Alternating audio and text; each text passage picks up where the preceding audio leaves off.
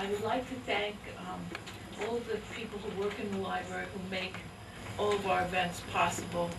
The library board and the Friends of the Library who actually pay for anything that we do in terms of programming. But most of all, our judge, Valerie Murray, who is also our teen librarian. She worked hard at picking the poems and writing something about it, which you'll hear tonight. So without any further ado, I will going to hand this microphone over to Valerie. Okay, Laura.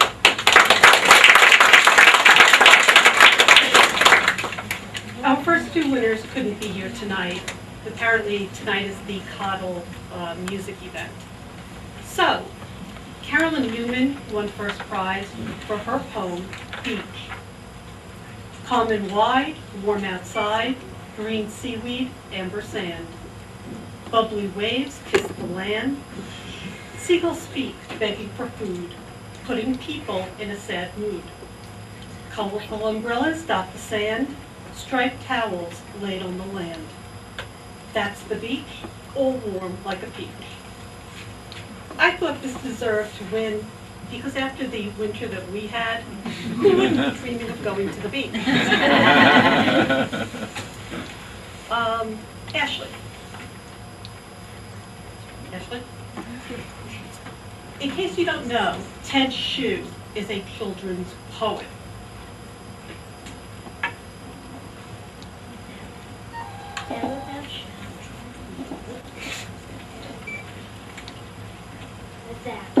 Head without shine, no queen without pride. King without queen, dance without me. Dance without shirt, heel without curtain. Lunch without tent, contact without friend. Apple without worm, school without lunch. Track without ed, and without deck. School without weeds, and without beards. Neck without black, bed without bed. Flowers with smell, without smell. Wow, I need this. Great.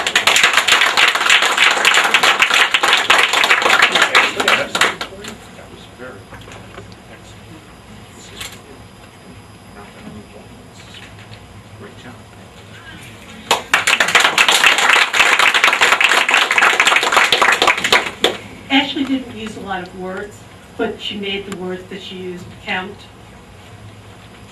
Nick Collins would have been our third prize winner had he been here.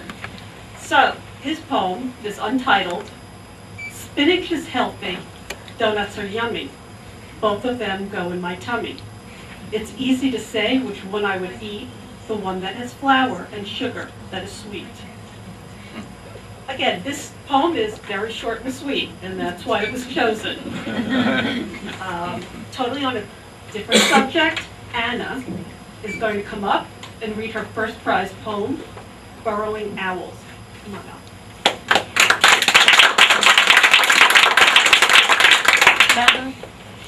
Burrowing owls are so cool, and they don't have to go to school to learn how to dig their magnificent homes.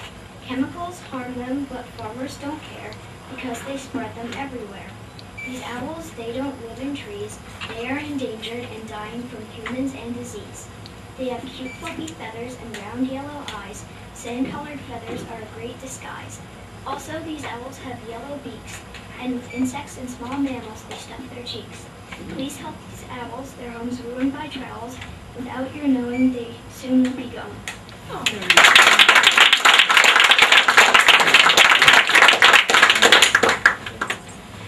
I would have had a hard time just writing a poem, much less adding some facts and trying to persuade people to protect the owls. Kristen, second prize. Spring. Spring is when the flowers burst out. Spring is when the smiling sun pops out and melts all the snow. Spring is when the birds come out and talk to each other after 3 months of winter. Spring is when all you see is fresh green grass. Spring is like a blank canvas with splatter paint all over.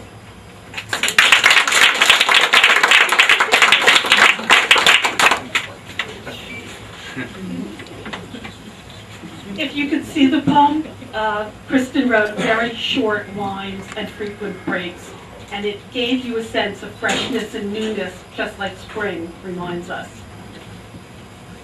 Nat Cooper.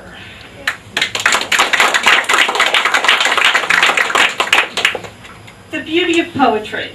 Poetry, oh poetry, you fill me with joy, just like I play with my favorite toy. You fascinate me in many ways. Your writing is spontaneous, much better than math. Poetry, oh poetry, why can't you be the only subject in school? You take the time to listen to everyone's thoughts, when they are happy, sad, in love, or even angry. It doesn't matter to you, because that is the beauty of poetry.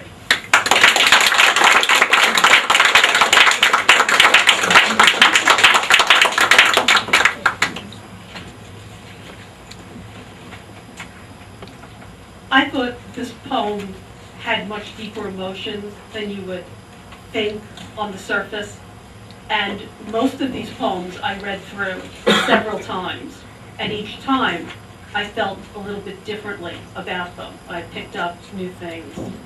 Congratulations.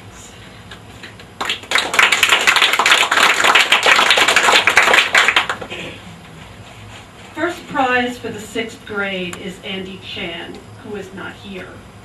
His poem is My Tears. My tears shed like blood when fallen in battle. My tears touch the earth in sorrow. My tears run down my cheeks like raging rivers devouring anything in its path. My tears are as hot as molten lava. My tears are as thin as ice. My tears swell up, creating a body of water as big as Lake Superior. My tears symbolize inner beauty. My tears fade away like the cool summer breeze. My tears can go from calm to unstable in a matter of seconds, just like a flash flood. My tears. There was just something about this poem that spoke to me, even with the repetition of the first 2 words, my tears, and the use of the similes, tears as hot as molten lava, or running down one's face as a river. I could just see this being the quintessential middle school poem. So that was it. Julianne, come on up.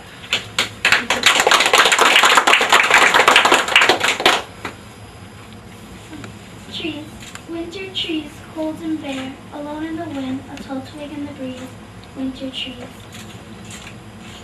Spring trees, warming in noon, life bursting all around. Little buds waiting for the right time to pop open. Spring trees. Summer trees, happy in a dark shade of green, barely a breeze blowing its leaves. Waiting for a sip, just one sip of the cool, refreshing rain from the sky. Summer trees. Fall trees, colorful and falling, dying to get beautiful. Leaves of gold, red, orange, and yellow falling to the ground in a well-practiced dance routine. Fall leaves. Then comes again, winter trees, cold and bare, alone in the wind, a tall twig in the breeze. Winter trees.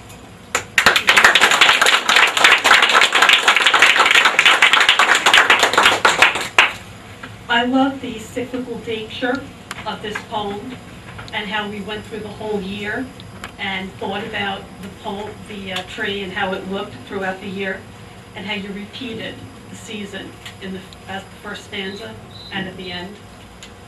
So, great job. Okay. 3rd prize goes to Ekin, whose name I can't pronounce. Ekin Curisi, who is not here. And it is an acrostic poem. So in this case, the first letter of each line forms a word going down. The name of the poem is Red Crayon. Rough patches along the way in our friendship. Every moment is cherished and remembered. Daring to risk anything for each other. Crazy, emotional, crying times that we had together. remembering our long, stupid fights and laughing aloud about them, always taking photos to capture the moment, yelling, singing Justin Bieber songs together. Our friendship began 7 years ago. Never will we part, we are sisters at heart. I think, again, this is very typical of the middle school age, although in my day we didn't sing Justin Bieber, but we were walking around with transistor radios, and then later your Walkman and your CD players, and now the MP3s.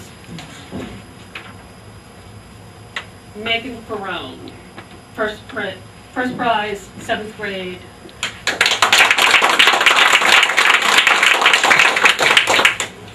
Where have you been, my long-lost friends? Love, life, my fickle friends. So we meet once again. My soul sleeps while the world weeps. My coffin is sleek as it sinks into the earth, past the rain and the sorrow, you and tomorrow. Where have you been all these years? I have awaited your returns, and you come, so I seek, only to find you gone away with, like the wind sweeping away the leaves, the past, leaving me alone once again, with only my thoughts in the silent breeze. I am old, but not alone. I have lived my life, and at last my sickly breath slowly leaves my body, and I am free, free, free, high above the world and the sea. The world is silent, for now. Tomorrow will be another busy day, people coming and going, sun shining, rain falling. The only difference is that I will not be there to say hello to the breeze, the birds, and the trees. No, I will be deep underground and high up above, ready to be with you, my loves. You never stayed around for long. Goodbye forever, hello at last. My time has passed, leaving me alone to contemplate what is left of me and you and me.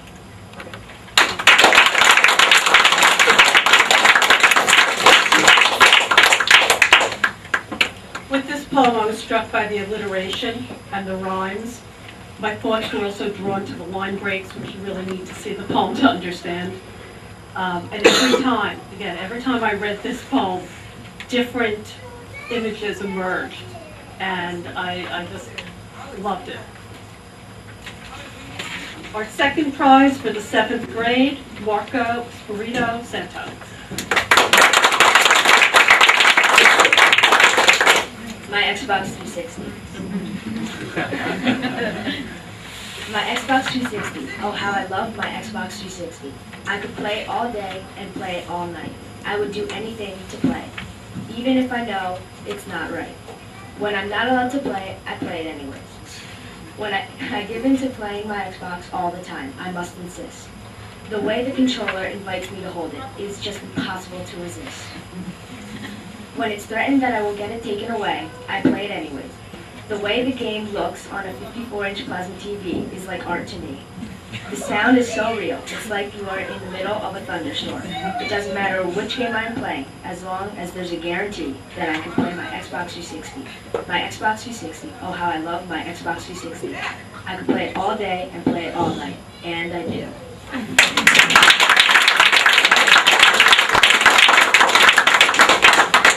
This was an example of a temptation poem. And now we know if we want to get Marco to do anything, what to tempt him with. Rodney May. Our 8th grade. Put the paper down. Burning dreams. It burns when no one believes you, the acid dancing on your skin, a fire burning from within. When your confidence is put down with a great fall, a dark dream is waiting, containing no love at all. When the bindings of your book come undone, and see everything you've dreamed of, the things you thought were yours are gone. The secret dream you've kept only to yourself, when you finally share it, is put down with no defense.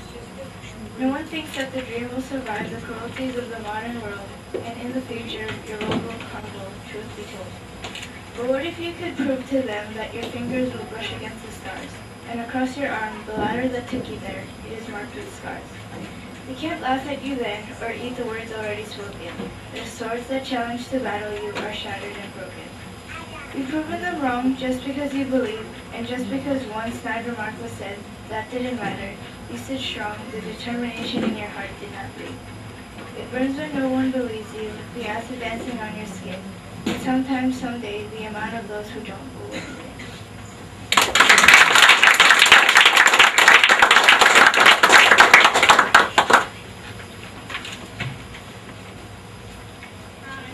With this poem, I love the way the tone changed from the beginning of the poem to the end. And I like the circular nature with Raglan repeating this last stanza, repeating the first stanza as well at the end. Our second prize, 8th grade, Jonathan Goldman.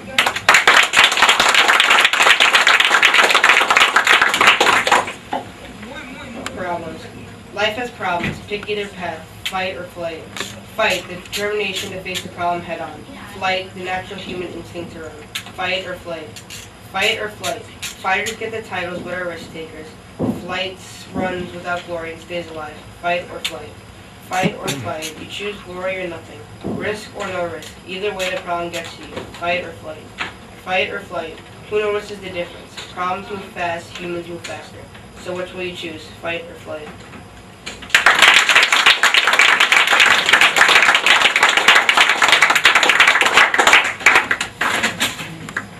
Jonathan chose his words very carefully, and I like the way he concisely defined the topic and explained the issues between flight or fight. Lauren Goldman has the 3rd place winning prize. Is she here? No. Okay. Father, they say sadness has become a sickness. I miss the rush, the chance of winning big. I miss my boy throwing and catching the ball. I don't want to speak, move, live no more. Now we're here in Frenchtown and I'm off again. They'll help me there. It's not too sad, it's my chance. So don't mourn, I'll be back, a new man. Lauren's poem touches on a very sad subject, but keeps her tone upbeat and light. And after reading the poem, we're left with a sense of hope. So,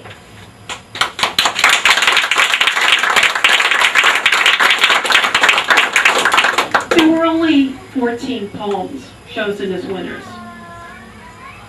With 534 poems, I could have chosen many, many more. But these young poets, the 14 whose work you've heard tonight, did an excellent job. They covered a range of topics. They presented their work in different styles with different tones, but all of them were just excellent. So congratulations.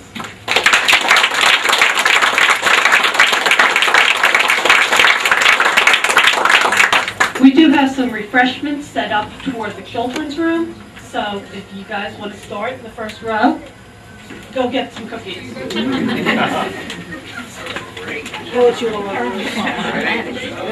Carry them.